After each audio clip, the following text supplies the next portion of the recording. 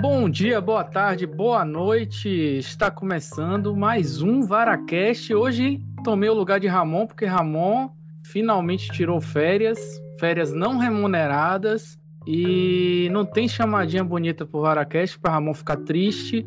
Mas hoje nós vamos continuar aqui falando sobre Mandalorian.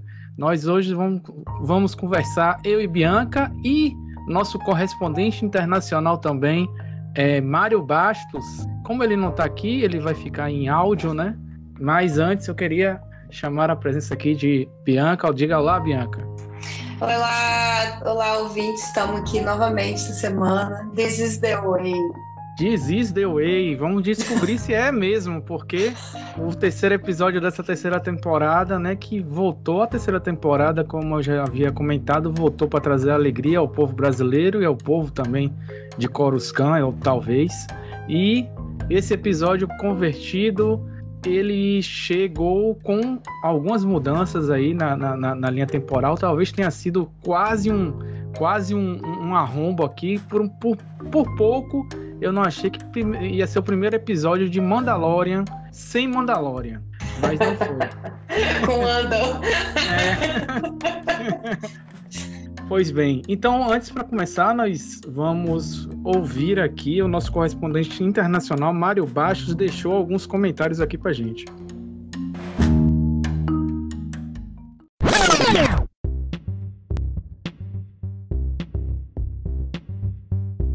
Comentário sobre o episódio de Mandaloriano.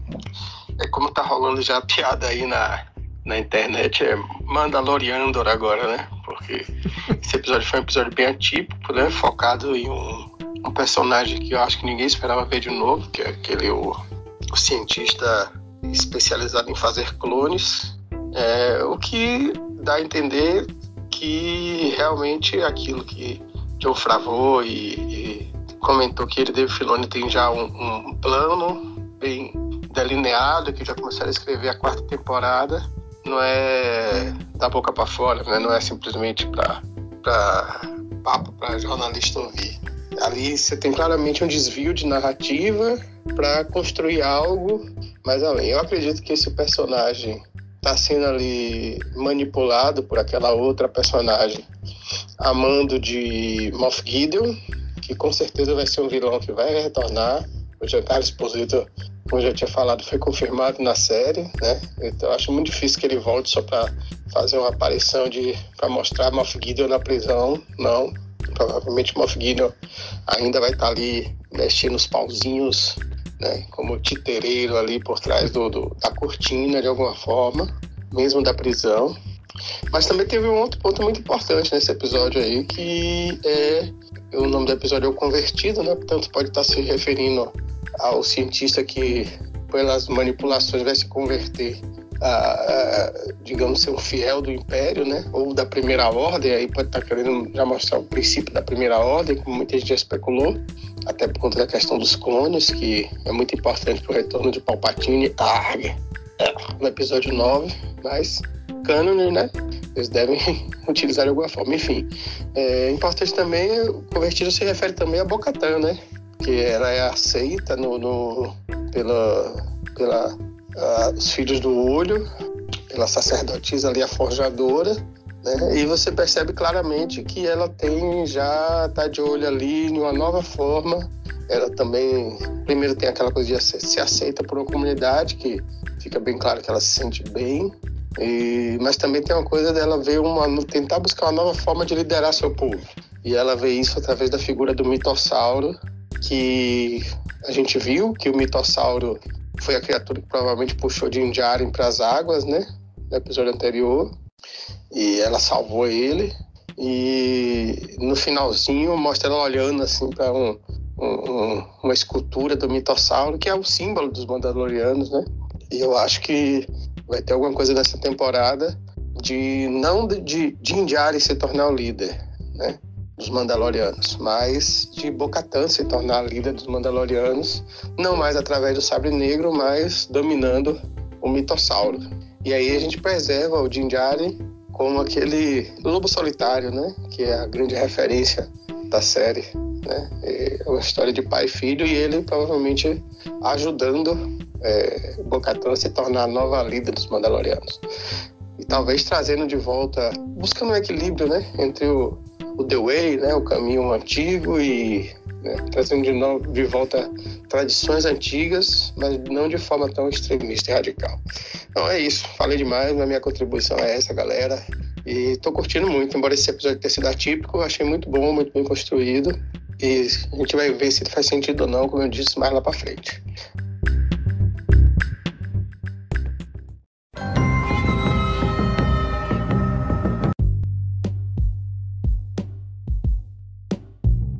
É isso aí. Realmente eu acho que Mário Bastos, eu gosto que Mário Bastos ele utiliza palavras, né? O mestre titeiros e coisas assim que realmente dão um outro simbolismo à trama. Realmente a gente teve um desvio aqui nesse O Convertido, né? Mas eu gostei bastante desse episódio, né? Eu não sei se eu gostaria de continuar acompanhando essa história, mas eu gostei desse episódio, né? Dessa outra história que se abre aqui nesse episódio Convertido, e da brincadeira do título, né, que são vários convertidos que nós temos aí, né? Tem Bo-Katan, temos, como o Mário falou, né, temos o próprio carinha que é do Império, aquela coisa toda. E também tivemos alguns momentos muito divertidos aqui, apesar de não ser com o nosso querido Baby Yoda, nosso Grogu, né? Teve um momentinho dele lá que ele fechou a tampinha da navinha dele. Eu falei, eita, o bicho vai pegar agora. Ai, eu amo. E tem gente falando aí na internet que na hora que eles falaram This is the way, ele deu uma grunhida lá que teoricamente deve ser o This is the way na linguagem dele lá também, né? E que estão apostando que até o fim da temporada ele vai estar pronunciando certinho. Porra, se ele falar e acaba, né? Tem que terminar o seriado com ele falando This is the way, pronto, aí fechou perfeito. Mas e Bianca, o que foi que você achou desse episódio? Você gostou, não gostou? Como é que você... Concordo com as suas colocações, concordo com as observações de Mário. Ele foi um episódio muito... me lembrou bastante o terceiro episódio também de Last of Us, que saiu um pouco da narrativa para contar a história de outros personagens, né? E nesse caso, eu acho que eles estão abrindo uma grande outra aba de... história que vai se conectar talvez lá na frente, né?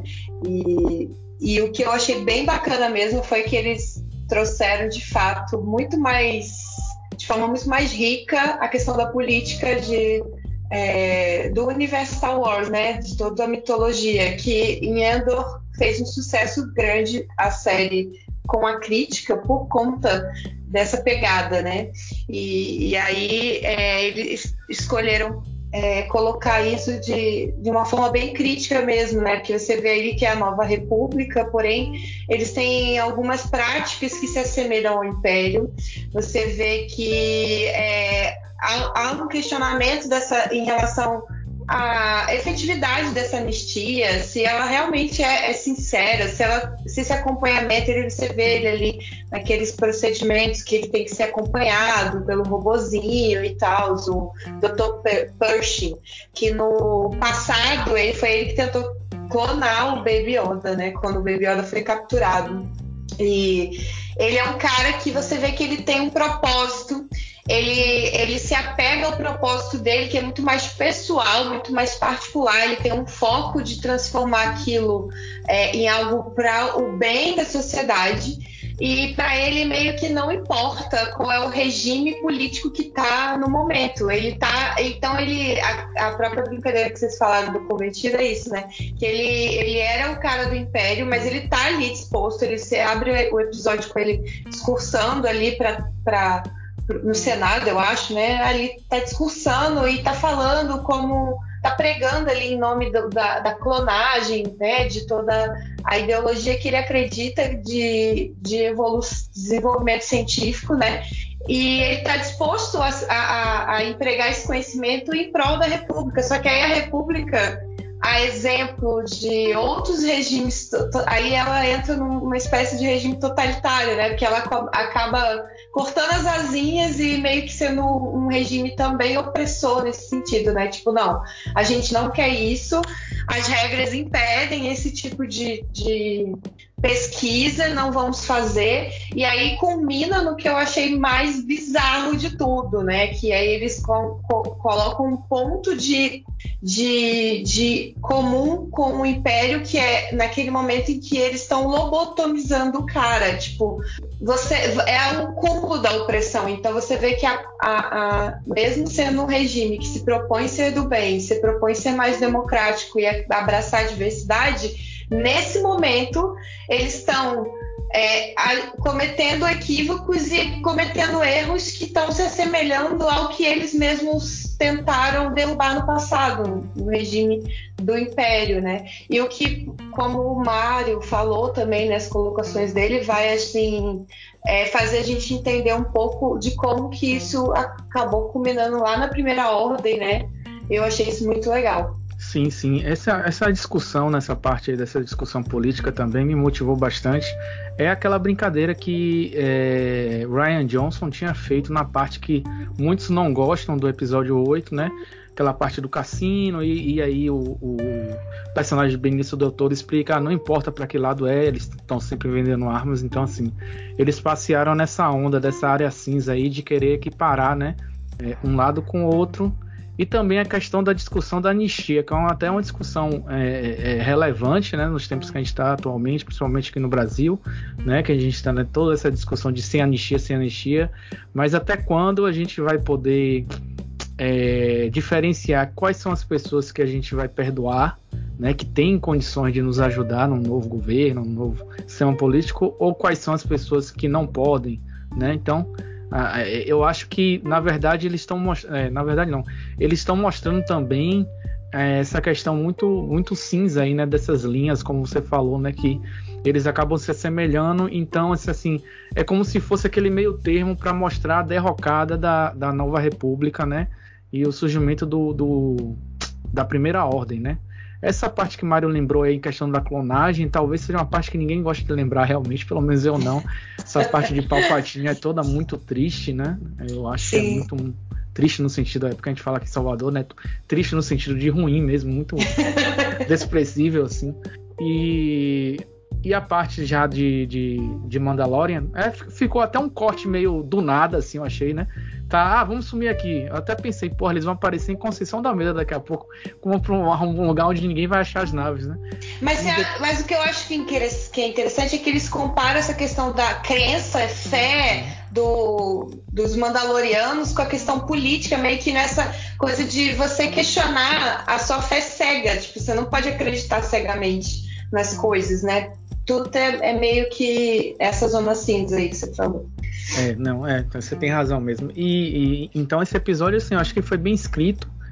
Tem umas partes engraçadas, né? A questão própria na hora que o cara deita na mesa e ele fala "It's a trap", e o Mon Calamari faz uma cara assim de que porra é essa?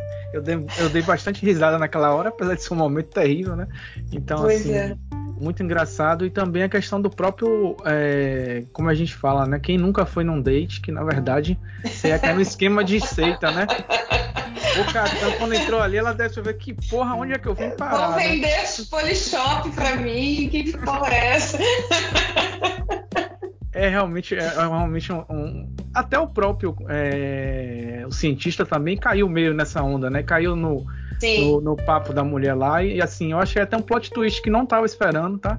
Eu não tava esperando esse... Claro, isso é um plot twist, é bom que a gente não espere, né? Mas assim, tem uns que a gente acaba desenhando assim, já, isso aí ele vai dar uma reviravolta, mas nessa realmente me pegou. Até o último momento eu pensei que aqueles caras ali não eram da Nova República, poderiam ser uma galera do Império meio disfarçada, quer fazer alguma coisa assim. Mas agora, assim, eu tô interessado para saber, primeiro, se a gente vai continuar, né, contar mais sobre essa história desse personagem, ou se o sistema capitalista da Disney vai nos fazer assistir mais uma série da Disney, que pode se desdobrar de Star Wars. Não estão errados, né, de explorar, né? Eles pagaram, eles têm que explorar mesmo, né? Assiste quem quer, né? A gente, no caso. Sim. Eu acho que todas as opções estão na mesa nesse momento. Então, Pode falar. Não, eu tô achando que agora a Disney entregou tudo na mão de Jon Favreau, né? Pra ele fazer. Faça o que você tem que fazer aí, que tá dando. Não sei como, mas tá dando certo o que você tá fazendo, né? E realmente é muito bonito, sabe? A direção dele é muito bonita. Você vê eu ia comentar sobre Coruscant, tipo, como eles fazem até um episódio bem contemplativo em relação à cidade, né? Como ela é bonita, toda aquela, mesmo que caótica. E aí no contraponto mostra aquela área lá de lixo do Império, que eles não sei por que eles mantêm algumas coisas lá que ainda funcionam, né? Porque, tipo, é meio bizarro isso. Você chega lá na nave do Império, as luzes ainda acendem e tal. Também por isso que eu fiquei pensando que era realmente uma armadilha, que ela realmente era, sei lá, tava ali, que era uma galera do Império, enfim, eu também achei por isso, assim, que é muito suspeito. Todo aquele lugar lá, você vê como que isso, pra mim, que o episódio quer dizer que são as brechas, né, que é a República, são ali nessas brechas que o movimento da Primeira Ordem vai tomar conta, né, vai se crescendo e tal, são nessas brechas mesmo. E a outra coisa, além da beleza do episódio, né, eu acho que esse episódio tem, como a questão da fé que eu falei, no ponto que pode conectar isso lá na frente com a narrativa do próprio Mandaloriano, é que seria muito legal a gente ver, talvez, ele questionando a própria fé, né? A própria crença no This is the Way, e aí ele se decepcionar com isso, com esse grupo que acolheu ele em algum momento, e aí ele questionar isso e ver a fé dele um pouco abalada, né? Então, assim, todo esse episódio falando de conversão, de fé e de crença política, ideologia, eu acho que pode ter essa discussão lá na frente, eu acho, suspeito que sim. Eu também tô apostando nisso, porque por enquanto ele ainda tá muito meio que numa fé cega, assim, como você falou, né? Parece que, na verdade, ele se agarrou nisso, né? Porque ele, como o Mário Bastos também falou, né? É um lobo solitário. Ele se agarrou muito nesse credo, né? E nesse modo de viver a vida toda. Então eu imagino que para ele já é um pouco mais complicado, né? Provavelmente a gente vai ter essa alternância aí de Bo-Katan indo mais pro lado da crença e ele um pouquinho questionando. Seria um bom caminho para seguir, né? Baby Yoda um pouquinho deixado de lado nesse episódio, mas eu acho que só ele ter ali do lado já traz uma leveza, já traz uma graça tudo assim. E falando das partes técnicas também, né, dos efeitos especiais, as perseguições de nave muito boas nesse episódio, né? Eu achei que trouxe atenção muito interessante para esse episódio, para essa batalha que tem, e eu fico muito feliz, né, de Kate Sackhoff, porque eu gostava muito dela em Battlestar Galactica, de ela tá aqui tendo um papel, começando a ter um destaque melhor em Mandalorian, né? Eu acho que a série de Star Wars tem esse... Como ela é imensa, né? A gente tem diversos personagens. Alguns funcionam mais, outros funcionam menos. Mas ela, eu tô apostando de ser um personagem que, pelo menos aqui nas séries, né? Nesse universo estendido, digamos assim, é um universo bem legal.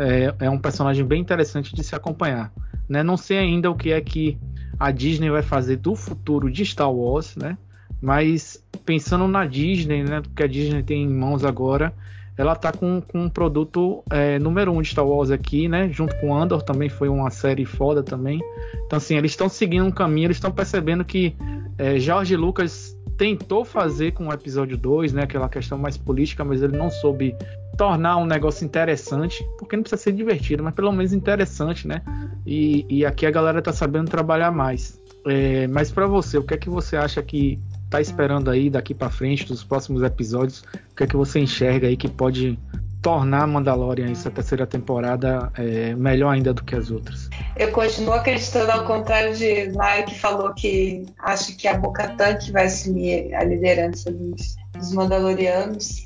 Eu continuo na minha aposta inicial, que eu acredito que na verdade é ele que vai montar o Minotauro e é ele que vai liderar os Mandalorianos. Eu acho que, apesar de seria muito foda uma mulher fazendo isso, eu também ia gostar, acho que espero ser surpreendida, mas acredito que o roteiro esteja caminhando nesse sentido, porque a história do Mandaloriano é a história, como eu falei no último episódio que a gente, com o Ramon, do Varacast, que a gente estava falando do episódio 2, a construção da jornada dele é a jornada do cara que sempre se recusa a liderar qualquer coisa, de ser o tal do lobo solitário, e aí a gente vê muito na cultura pop que esse é o cara que geralmente é o escolhido. Ele pode não ser ele se entender como líder de primeira, mas ele vai ser nomeado por quem está seguindo ele em algum momento, entendeu? Então eu acho que a jornada se encaminha para isso, e é isso que eu estou esperando, mas se eu for surpreendida também vou ficar satisfeita. Bo-Katan perdeu aí o seu lar, né, o lugar que ela estava, e aí tem mais uma motivação para ela ir com unhas e dentes atrás de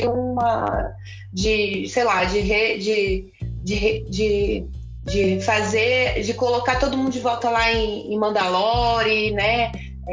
De construir de novo algo, de liderar essa migração dos Mandalorianos para lá, enfim, muitas janelas aí de possibilidades. É isso.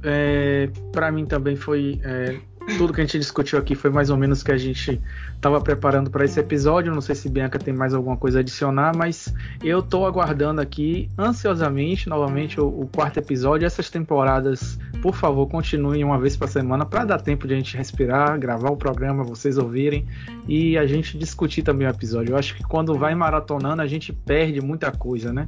Vai perdendo. Então, assim, tô gostando, para continuar a série, continuar excelente. Eu fui surpreendido com essa terceira temporada desde o primeiro episódio, porque eu não esperava, depois do que aconteceu na segunda e todo aquele desvio em Boba Fett, mas resgatou minha fé, pelo menos, né, no credo aí de Mandaloriano. Eu tô definitivamente, né, no caminho, apesar que eles falam que é como deve ser, né? Esperamos.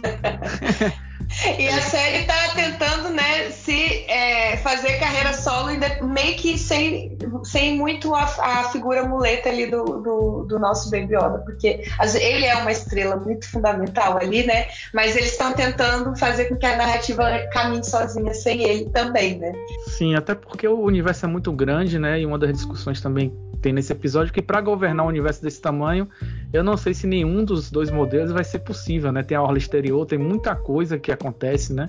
Então, assim, é bastante complicado. Então, Jon Favreau aí tem material de sobra aí para nos deixar a Disney feliz, né? E a gente preso nessa história. Mas é isso aí, pessoal. Por hoje é só. Me despeço de vocês. Na próxima semana acredito que Ramon estará de volta e vocês terão seu host favorito aqui. Eu me despeço. Bianca, muito obrigado pela presença outra vez aqui no podcast. E eu que agradeço. Até mais, pessoal. Até a próxima. Tchau, tchau, gente.